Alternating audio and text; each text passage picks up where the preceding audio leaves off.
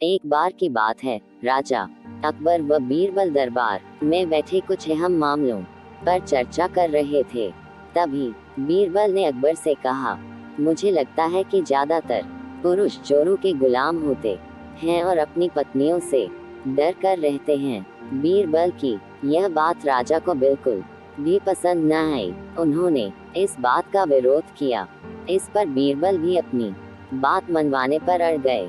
उन्होंने राजा से कहा कि वे अपनी बात को सिद्ध कर सकते हैं, मगर इसके लिए राजा को प्रजा के बीच एक आदेश जारी करवाना होगा।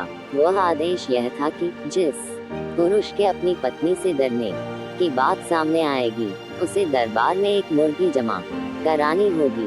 राजा बीरबल की इस बात पर तैयार हो गए।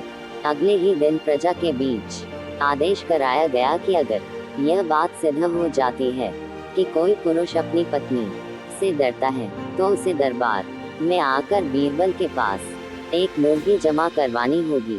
फिर क्या था, देखते ही देखते बीरबल के पास ढेरों मुर्गियां इकट्ठा हो गईं और सैकड़ों मुर्गियां महल के बगीचे में घूमने लगी। अब बीरबल राजा के पास पहुंचे और बोले, महाराज, महल में इतनी मुर्गियां इकट्ठा हो गई हैं कि आप एक मुर्गी खाना खोल सकते हैं, इसलिए अब आप इस आदेश को वापस ले सकते हैं। मगर महाराज ने इस बात को गंभीरता से नहीं लिया और महल में मुर्गियों की संख्या धीरे धीरे और भी ज्यादा बढ़ने लगी। इतनी अधिक मुर्गियां महल में जमा हो जाने के बाद भी जब राजा अकबर बीरबल की बात से सहमत नहीं हुए, तो बीरबल ने अपनी बात सिद्ध करने के लिए एक नया उपाय निकाला। एक दिन बीरबल राजा के पास गए और बोले, महाराज, मैंने सुना है कि पड़ोस के राज्य में एक बहुत की खूबसूरत राजकुमारी रहती है। अगर आप चाहें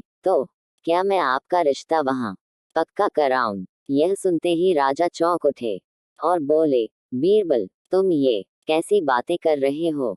महल में पहले से ही 2 महारानियां मौजूद हैं। अगर उन्हें इस बात की भनक भी लगी तो मेरी खैर नहीं होगी। यह सुनकर बीरबल ने तपाक से जवाब दिया, चलिए महाराज, फिर तो आप भी मेरे पास 2 मुर्गियां जमा करा ही दीजिए।